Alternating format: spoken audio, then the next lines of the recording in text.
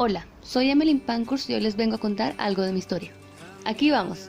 Nací en Manchester en 1858 en la madrugada de un 15 de julio, aunque creo que nací un día antes, el día de la toma de la Bastilla en Francia. Fui la primera mujer entre mis 11 hermanos. Mi padre era un entusiasta socio de actuaciones dramáticas en el Ateneo y participaba en la Sociedad de Lectura Dramática. Por otra parte, mi madre, aunque era muy dedicada a criarnos, pasaba horas leyendo el Women's Suffrage Journal. Ambos eran activistas sociales. A mis 14 regresé un día de la escuela y encontré a mi madre en camino a una reunión pública sobre el derecho a votar de las mujeres. La editora de sus revistas daría un discurso y fui. Al ir, quedé impactada por las palabras de Lydia Becker y posteriormente dejé la reunión como una consciente y confirmada sufragista.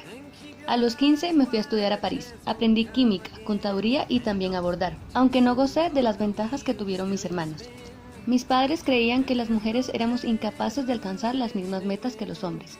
Ya después, a los 20 años, conocí al amor de mi vida, Richard Pankhurst, un prestigioso abogado que luchaba por el voto femenino y por mi amor.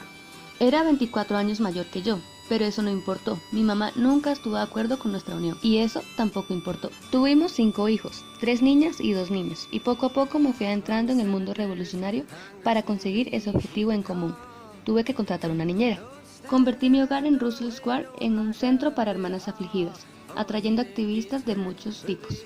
Yo quería abogar por las mujeres, por lo cual junto a mi esposo organizamos un nuevo grupo, Women's Friendship League, dedicado a obtener la igualdad entre hombres y mujeres, en especial el derecho al voto para las casadas y solteras, igualdad jurídica en herencias, divorcios, etc.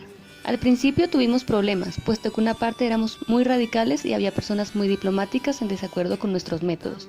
Entonces me desvinculé y al devolverme a Manchester me hice miembro del Partido Laborista Independiente. Con él llevamos comida a hombres y mujeres desempleados. Quedé paralizada por las condiciones que vi en los asilos de pobres de Manchester. La primera vez que fui a uno de esos lugares quedé horrorizada al ver a pequeñas niñas de 7 y 8 años de rodillas fregando las frías piedras del piso de los largos corredores. La bronquitis era una epidemia entre ellas la mayoría del tiempo. Me di cuenta de que había mujeres embarazadas, tallando pisos, haciendo el tipo de trabajo más pesado, casi hasta que sus bebés llegaban al mundo. Por supuesto, los bebés estaban muy mal protegidos, esas pobres y desprotegidas madres con sus bebés. Estoy segura que todo esto fueron potentes factores en mi educación como militante. Las reuniones del partido fueron prohibidas y multadas, algunos hombres apresados. Un día un reportero me dijo: ¿Estás preparada para ir a la cárcel, sabandija? Oh, sí, por supuesto. ¿Sabes? No sería tan terrible y además sería una valiosa experiencia. Tras eso, Richard se enfermó de úlcera gástrica y a pesar de que mejoró, se murió en 1898, tan solo 10 años después de habernos casado. Me dejó con deudas. Me mudé a una casa pequeña. Tomé varios empleos en el registro civil donde vi grandes diferencias para las mujeres y después reabrí mi tienda de telas. Trabajé hombro a hombro con mis hijos por la lucha del voto, en especial con mi hija Christabel. En 1903 vi como la lucha no daba frutos por ningún lado y pues me salí del partido. Fundé una asociación más agresiva y por ende productiva. Lo llamamos la Unión Social y Política de Mujeres, en inglés WSPU. Nuestro lema siempre fue: ¡acciones, no palabras! Allí hacíamos mitines y publicábamos un boletín para las mujeres. En 1905 se cayó una propuesta en el Parlamento para el voto. Convocamos un plantón y aunque nos sacaron, figuramos en los titulares. Me encantó decir que finalmente éramos reconocidas como un partido político. Nos encontrábamos en el centro de la política y éramos una fuerza política.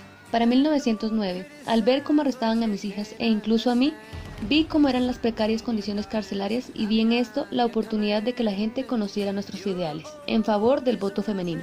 Fui 7 veces allí antes de que se aprobara, y de hecho hubiera ido más veces de ser necesario. Iría las necesarias para defender nuestros derechos, mujeres. En mi juicio dije: no estamos aquí por ser infractoras de la ley, estamos aquí por nuestros esfuerzos de convertirnos en hacedoras de leyes. Nos alejamos de los partidos, en especial el liberal, porque para ellos el voto femenino no era prioridad. Nos atacaron varias veces. Con su rayo láser. Y aún seguimos siendo violentas, tanto que los partidos sí lo priorizaron y nos acuñaron sufragettes. Para hacernos notar más, intensificamos nuestras acciones no contenciosas. Rompimos ventanas, incendiamos casas y fuimos más allá al hacer huelgas extensas de hambre en la cárcel.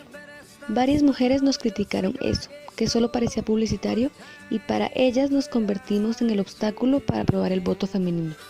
Tras viajar a Rusia, vi finalmente cómo se aprobó el voto, pero solo para mujeres mayores de 30 años, y esto con muchas restricciones.